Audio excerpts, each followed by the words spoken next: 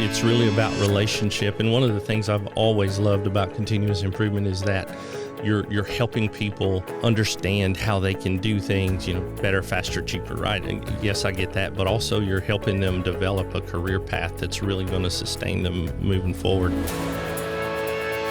Today, I am very excited to welcome Ricky Banks to the show. Now, as you'll hear, Ricky is actually works for Gemba Academy. He's one of our senior coaches and helps coach and mentor all of our sort of folks going through our various certification programs. And he'll tell you more about his background, but fantastic guy. And I got to tell you, man, today's episode is super interesting. The topic, the official topic of the episode was the whole idea of leading without authority. In other words, like, let's say you're in a role and you don't have any authority. Well, how do you lead and how can you lead? And so we spend quite a bit of time talking about that. But then as Ricky shares, he actually does, he's a minister as well on the side, not here at Gemba Academy, but just a different role that he does. And him and his wife actually do a prison ministry. And for whatever reason, I don't know, man, I just felt called to go this direction. And we kind of dove deep into that and talking about how all these things that we talk about with leadership and influence, how that worked in that environment. And then we just really got deep into that topic of the work that he does and the different personalities that he comes across and how he interacts with that and how he responds to maybe difficult situations. And so really, really interesting stuff. So I sure enjoyed this episode. That the whole prison ministry stuff kind of starts later in the episode. So stick around for that because it's fantastic. So show notes can be found over at gembapodcast.com. This is episode 608. Again, gembapodcast.com and look for episode 608. Okay, enough from me. Let's get to the show.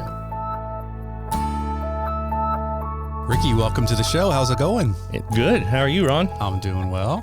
It's good to do an in-studio interview here. We don't get to do these a lot, but right. It's always fun. So, Ricky, so we're going to get into who you are and all that kind of stuff. But as you know, right at the beginning of all of our episodes, we like to start with a quote. So what do you got? Yeah. So one of my favorite is by Sir Isaac Newton. And it's, if I've seen farther than others, it's because I've stood on the shoulders of giants. And it really speaks into, my life, my career, and where I am today is standing on the shoulder of many, many giants. Wow. I love that. That's awesome. That's great. All right. Well, hey, tell us a little bit about yourself, Ricky. Tell us, maybe start with your background and how you got involved in all this continuous improvement and leadership stuff, and then what you're up to these days. Yeah, absolutely. Yeah. So Ricky Banks, I've got started in continuous improvement way back in 2010. I was working for a company called USG, US Gypsum Company, and they rolled out their black belt program.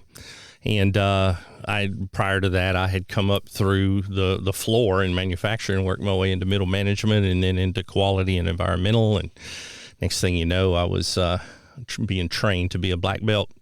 And then later, of course, master black belt, began teaching green belts and conducting projects, coaching belts, that type thing. Mm-hmm. And worked for a couple of different companies, Interstate Batteries here in the DFW area. And then, lo and behold, I wound up here on the team at Gemba Academy and couldn't be happier about where I am today. Yeah, well, we love having you here. How long have you been here now? Since March. So okay, all right.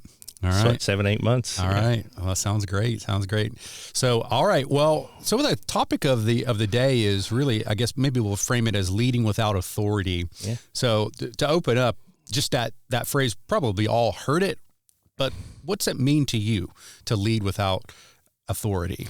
Yeah. So to me, it's about influencing and inspiring others, to work toward a common goal. And you have to build trust to do that, right? So there has to be a relationship there. It's through relationships. And within continuous improvement within the workplace, it's really important because, as you know, many of the people who do this, continuous improvement leading teams, don't have a positional authority, right? And so you have to figure out how to influence and inspire. And, I also liken it to, I think about marriage, right? I've been married 39 years now with my wife, and, you spend so much of your life struggling and figuring out how to work with one another, and because you both have different roles, but you're both leaders within that home, right? And so you have to figure out in life how to step in and lead with authority. And it's really it's not from a positional standpoint, but it's from a hey, I'm accountable for you. I call it 200% accountability. So it's I'm accountable for you, you're accountable for me. Let's figure out how as a team we can really do well together. And so, putting that into the workforce and what we do in continuous improvement, it is really important for us to be able to influence others without that positional authority. So I'm curious, if you were to think back, I don't know, say 10 years ago to today, would you say this ability to sort of lead without authority is more or less important, today than it was 10 years ago, and why? Yeah, I do believe, I think it's always been important. I think with the focus on servant leadership today, and also with the massive change that we're undergoing in our society and in the culture, it's definitely important today. And some of that is to do with the way businesses are organized and the way they're working today, right? So I've been reading a book by Keith Ferrazzi, and it's titled exactly what we're talking about. It's Leading Without Authority. And in that, he talked about working for Deloitte back in 2016, and they did a study of HR professionals, and they actually talked about companies, the results from this study they did, that companies who had a workforce of 50,000 employees or greater had pretty much abandoned the old hierarchical way of leading, and because of the need to have autonomous teams and to work with flexibility, they've really adapted more of a leading without authority. So understanding that everybody in the organization has the need or the responsibility to lead. Mm-hmm. Mm-hmm. One of the most difficult things that I've experienced before, I'm obviously in a leadership role now, but wasn't always, was just having how do you go about sort of like building that trust and credibility when you don't have the big job title or what it might be.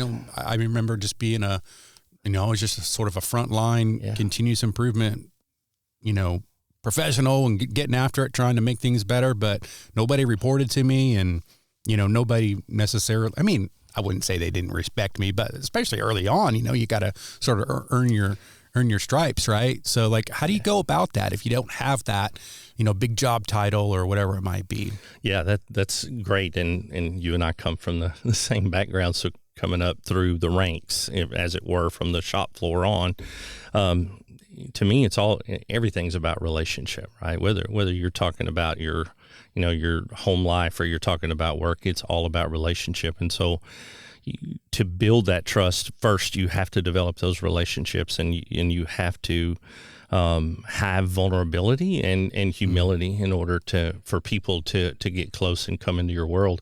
One of the things Keith talked about in his book is about serving and sharing. So being that servant leader and serving the others on your team, while sharing, of course, about yourself, but also sharing the responsibility, sharing the accountability, and allowing them to step up into the leadership role that they are designed for. And it's interesting.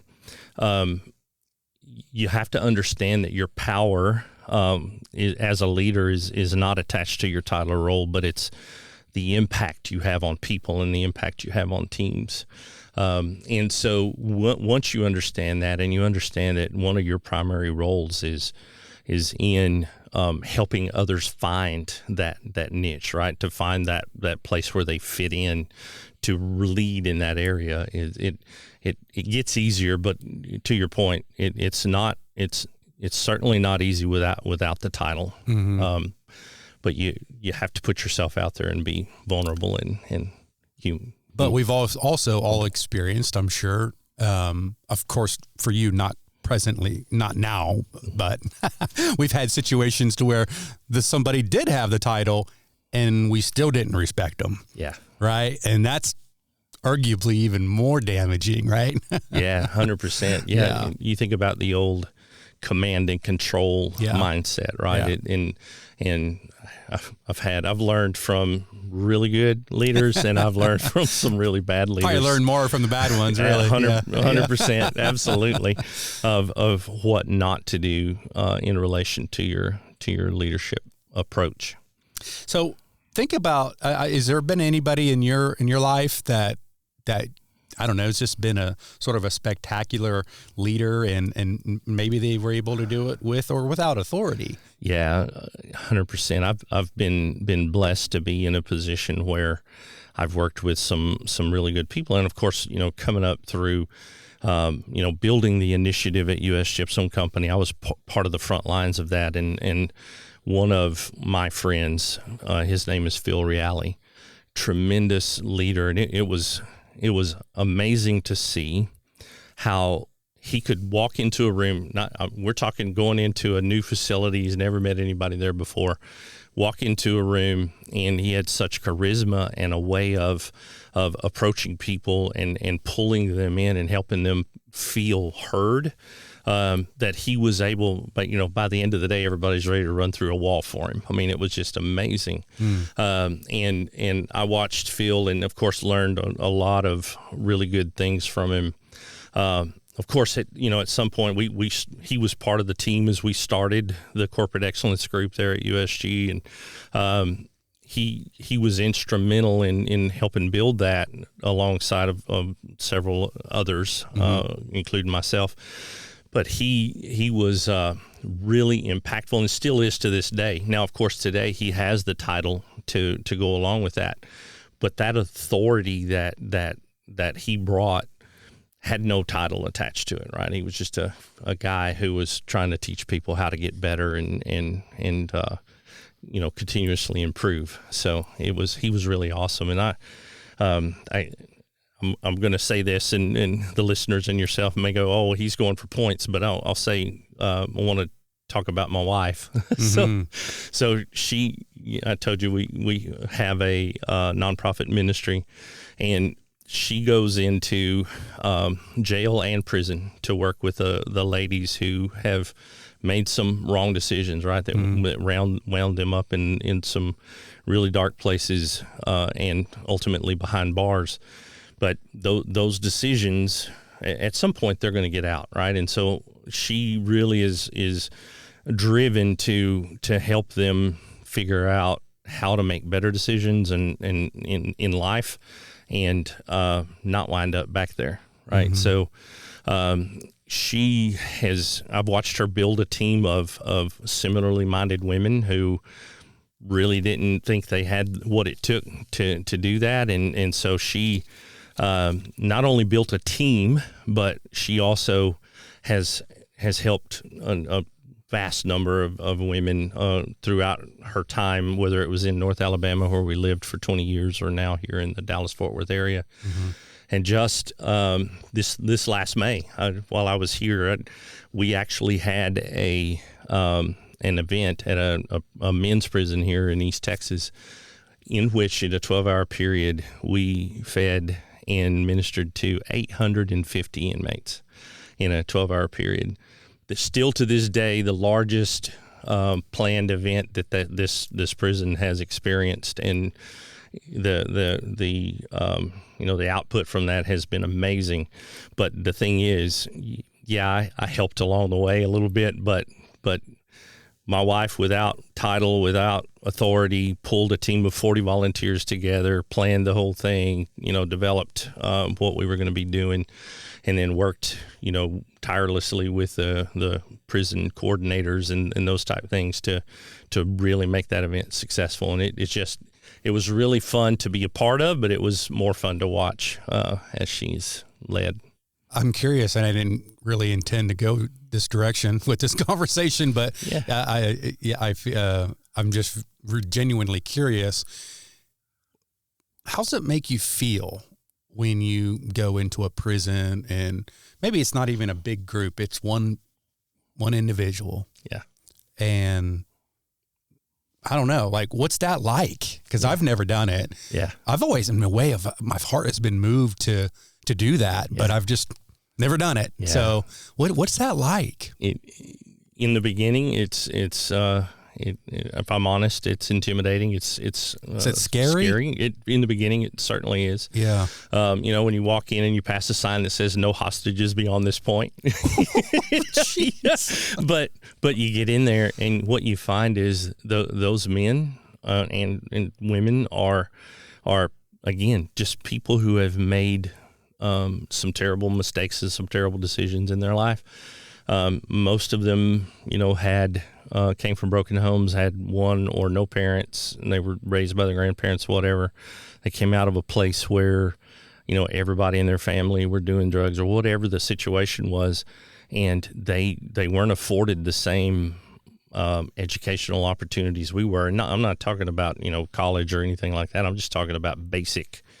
How do you live as a man? How do you conduct yourself? Those type things. And man, when you really get down on that level with them and begin to have conversations with them and see the impact that just you visiting them has had on them, it's life-changing. I don't know if you're allowed to, but are you able to share, with obviously no names or anything like that, but like any stories of, I don't know, maybe just something that's really moved your heart, or a success story even? Yeah. We've had several. We actually have 2 young men now that are coming and attending the church that we go to, who we have ministered to in the prison, and completely life changed. We had the mother of one of them visit, and she was talking about where were they at the beginning? The minute first time you met them, where were they? Like, what was their? They of course, being in prison, they were not in a good place. They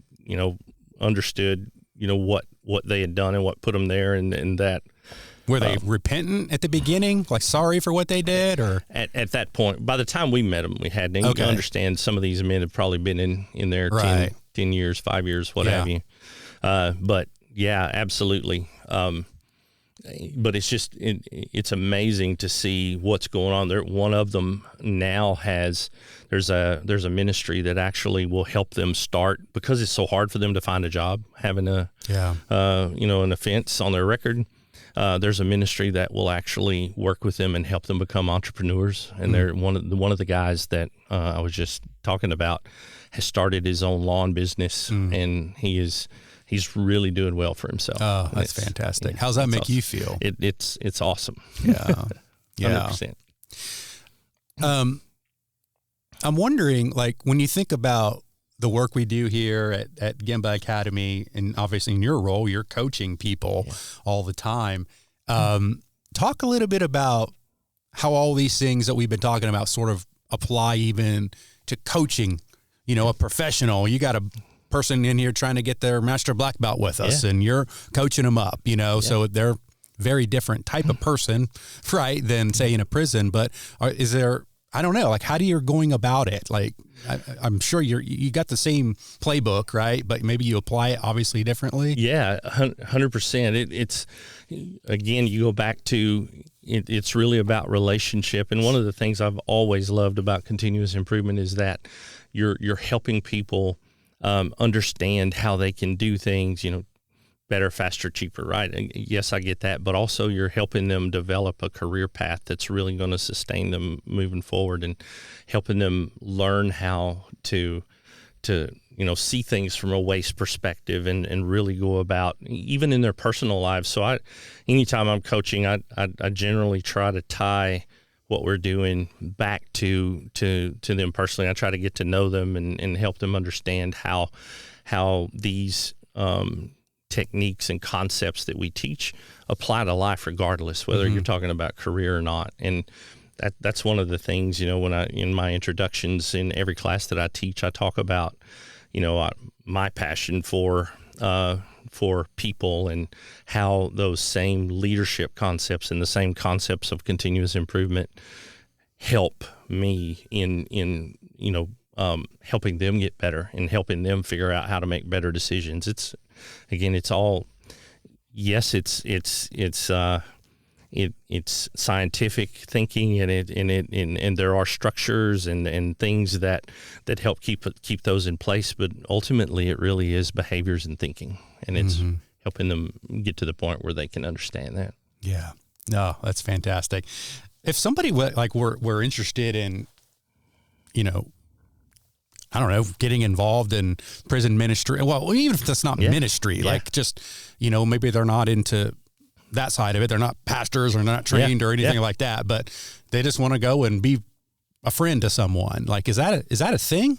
It is a thing. And there's a couple of different ways to do that. There's what we call outside the walls, right? So after they get out, there are transitional homes, and they're always working to try to, work their way back into community, so you can get involved in that way. And then anyone can go into prisons. I can tell you, we have teams that go in at our church. So we have, it's done in a team format. We have 4 teams, and they will share or alternate weekends. We have a leader for each weekend, and it takes some work. So there is some, as you can imagine, you have to be a background check, and you have to go through a training with the Department of the Texas Department of Corrections. And then once trained and approved, then you can go into any prison in Texas that you like. So we have a process by which we bring people on board, and then we say, hey, whenever you can, just let us know, and then we'll get you on the team that, whatever week you want to go in. But I know there are other organizations that go in and do things as well. But nice. Multiple ways to get involved there, for sure. Awesome. Well, my gosh, this has been a wide-ranging conversation. It's been a lot of fun. Maybe is there any sort of parting thoughts or things that you wanted to share with the listeners? Yeah, I think just from a leading with authority standpoint, the key takeaways for this, in my mind, is that leadership, as in life, it's all about relationships. And the quicker we understand that, the better off we're going to be. Position doesn't define our power as a leader. It's the impact that defines our power as a leader. And so don't sit around and wait for a title to get into that, to figure out how you can add to the team through your skills and your character, and just get involved. And that's really it. You got to build trust and credibility with folks by building relationships, and then just, go be you. I lied. I got one more question. Okay. It just came to my mind. Sorry. What about likability? How important is it that to be, I don't know how to even phrase the question, likable, Is that important or not?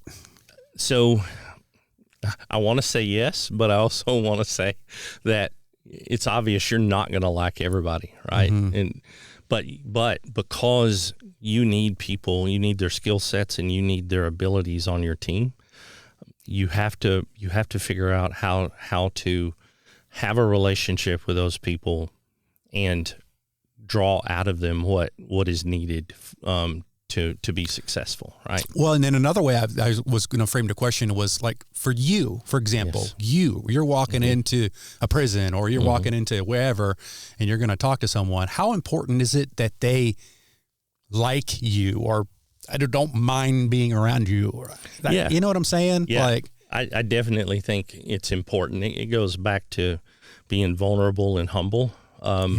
And showing up in that, because the only way people are going to really be drawn to you and allow you into their sphere, right, and share with you, is if they can connect with you in some way. So you have to connect in one way or another.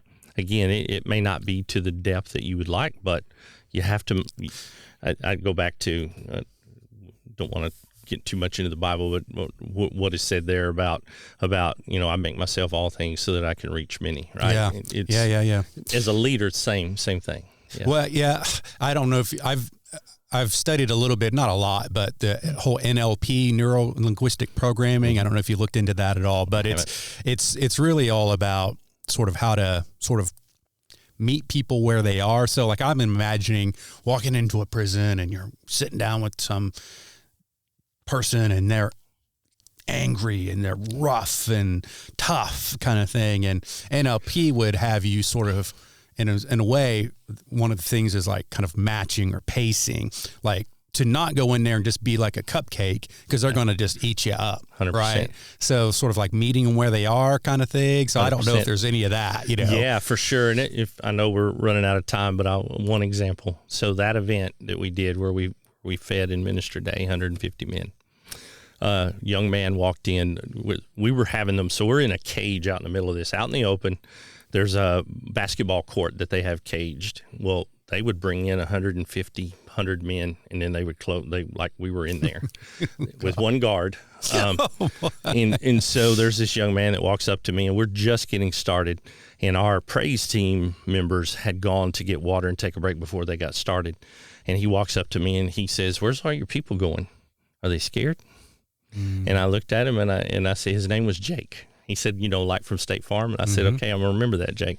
And I said, no, Jake, we're not scared. I said, we're here because we want to love on y'all today and we want to serve you today. And he said, well, I think y'all are scared. And I said, no, we're here and you'll see we're here to serve y'all today. And I didn't see him again until as that group was leaving. I said, hey, Jake from State Farm. And he looked at me and I told him, I'll see you later. Well, lo and behold, about a month later, we were having an event on one of the Sunday nights, and Jake walks, and he's sitting in the back, and I don't know that he recognizes me, but I from the front of the room, I called him out, and I said, hey, Jake. And anyway, long story short, after the session, he stops me in the hallway, and he says, man, you told me that y'all cared about us and that you were here for us to serve us. And he said, that day I didn't believe it. He said, but I've been coming to the church service every week since. And he said, I believe you. Yeah. And so that's beautiful. It was really awesome. But it's about meeting them where they are and showing up. Again, I think the whole thing is about the posture, right? If your posture is from a sharing and serving standpoint, I'm showing up humbly to provide a place for them to feel safe and step up and use their skills and talents. Whether we're talking about a team, in a manufacturing environment, or we're talking about it's no different. It's no different. Yeah, you've got to show up with humility and a good posture and ready to go, because there's going to be Jakes, that we meet out there in continuous improvement. Yep. So. No, that's beautiful, man. Oh, so good. Hey, so Ricky, if folks wanted to connect with you personally, what's the best way? Yeah, here at Gemba Academy, you can reach me. My contact information is on the website, or my wife LinkedIn, LinkedIn, and then my wife and I have as I said, have a website. It's ministrymanna.life. MANNA. MANNA. Yeah. Okay. Yep, ministrymanna.life. Awesome. Wonderful, man. Well, we'll get everything linked up in the show notes, so everybody go connect with Ricky and tell him thanks for coming on. And now I guess go get back at work, man. Whenever you. Absolutely. I appreciate you, man. Thank you. Thanks for listening. Whether you've been on the continuous improvement journey for many years, or perhaps you're just getting started, Gemba Academy is here to support you. And while we're best known for our more than 1,500 Lean and Six Sigma teaching and virtual tour videos, we also have a team of experienced Lean and Six Sigma practitioners available for one-on-one coaching, as well as a variety of Lean and Six Sigma certification options. To learn more and to schedule a demo, head on over to GembaAcademy.com.